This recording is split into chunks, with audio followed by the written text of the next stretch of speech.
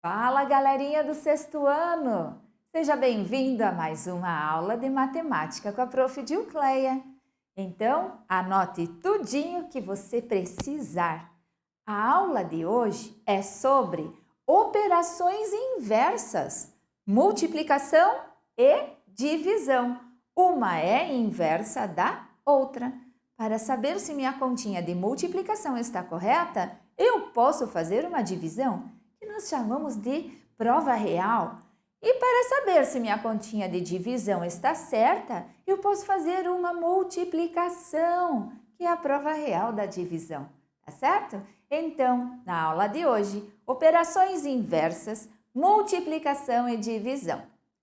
O objetivo para esta aula é resolver situações-problema e exercícios envolvendo operações inversas, multiplicação e divisão. Então, vem comigo. Pegue seu caderno, seu material e faça todas as anotações necessárias, porque a aula de hoje inicia já com exemplo. E o exemplo número 1 é este daqui, ó. O gentil lobo mau dividiu todos os seus bombons entre os 3 porquinhos e cada um recebeu 15 bombons.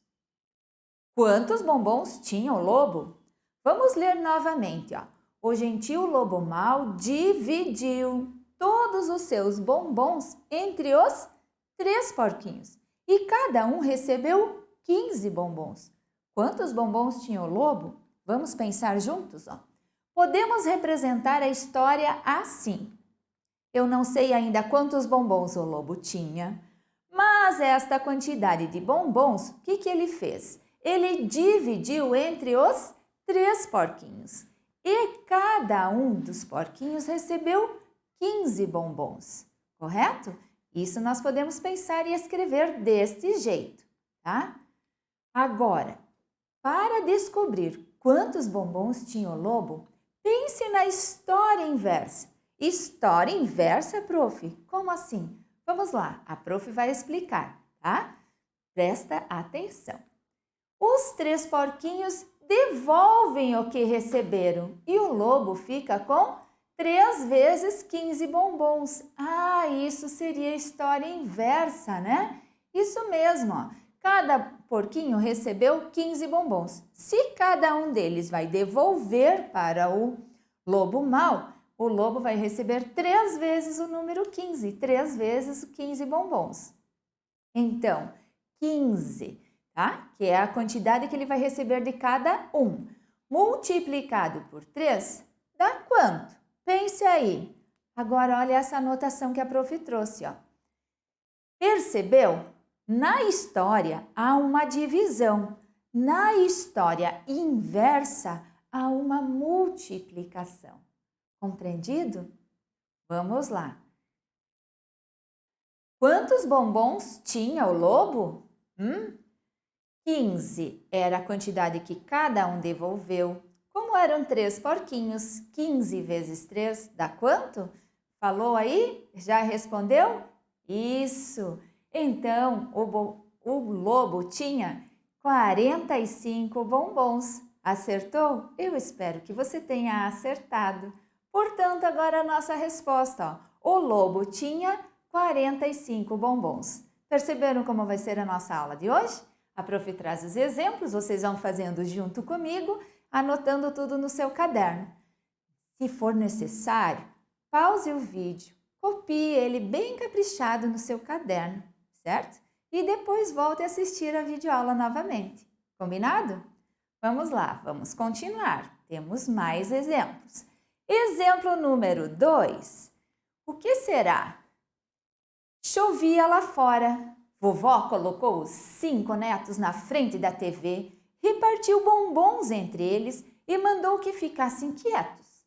Cada neto recebeu 23 bombons e sobraram 3 na caixa. Qual é a pergunta? Quantos bombons havia no começo da história? De novo, vamos ler todo o enunciado. Chovia lá fora, vovó colocou os 5 netos na frente da TV, repartiu bombons entre eles e mandou que ficassem quietos. Cada neto recebeu 23 bombons e sobraram 3. Como nós podemos pensar agora para descobrir quantos bombons havia no começo da história? Vamos acompanhar? Então, para descobrir quantos bombons havia no começo da história, nós podemos representar essa história da seguinte forma. Nós temos a quantidade de bombons, que foi dividida entre os 5 netos. Cada neto recebeu 23 bombons e sobraram 3. Então, nós temos o dividendo, o divisor, quociente e o resto. Estão vendo? Tá. E como nós vamos descobrir? Pensa lá, nós já vimos em uma outra videoaula sobre isso, né? Acredito que você já tenha a sua resposta. A prof trouxe aqui também para explicar. Vamos acompanhar? Então, nós temos uma divisão, um número que eu não conheço, o dividendo, está sendo dividido por 5. Cada um recebeu 23 e ainda sobraram 3. Como eu posso pensar? Vamos ver? Queremos saber qual é o dividendo, isto é, quantos bombons havia no início da história. Para isso, o que eu posso fazer? Eu quero descobrir o dividendo. Para encontrá-lo, podemos pensar na história inversa. Cada um dos 5 netos devolve os 23 bombons que recebeu e acrescentamos os 3 que sobraram na caixa. Ficou fácil? Ficou. Então, essa história toda pode ser representada assim. 23 vezes 5 dá 115. O que eu tenho que continuar ainda? Como haviam sobrado 3 bombons, 115 mais 3, 118 bombons. Portanto, havia 118 bombons na caixa. Certo, certo? Entendeu direitinho? A prof fica bem feliz se você está conseguindo acompanhar e resolver todos eles antes do que a prof resolve aqui, com as dicas que a prof vai passando para vocês. Combinado? Continuando a nossa aula, a prof trouxe mais alguns exemplos. Exemplo número 3. Também, se precisar, pause o vídeo para que você consiga copiar ele bem caprichado no seu caderno. Deixe esse caderno lindo, maravilhoso, para que você tenha vontade de ver, olhar o seu caderninho, tá bom? Exemplo número 3 sobre as operações inversas, multiplicação e divisão. Olha só agora essa situação. Em que número Carmen pensou? Observe a historinha. Pensei em um número e multipliquei-o por 13. Em seguida, dividi o resultado por 25 e obtive 65. O que você vai pensar? A prof quer saber em que número a Carmen pensou. Então, olha bem, leia novamente a historinha da Carmen para que você consiga descobrir o número que ela pensou. Vamos acompanhar aqui como a prof trouxe a dica de resolução? Acompanhando com a professora. Então, nós temos a Carmen e ela diz assim, pensei em um número. Olha como a prof colocou. Eu não sei o número, então eu vou colocar com ponto de interrogação, que eu ainda não sei o número que ela pensou. O que ela fez com este número? Com esse número, ela multiplicou por 13. Então, vezes 13. Deu um resultado, que eu ainda não sei, porque eu não sei o número que ela pensou. Com este resultado, ela dividiu por 25. Dividiu por 25 e obteve 65.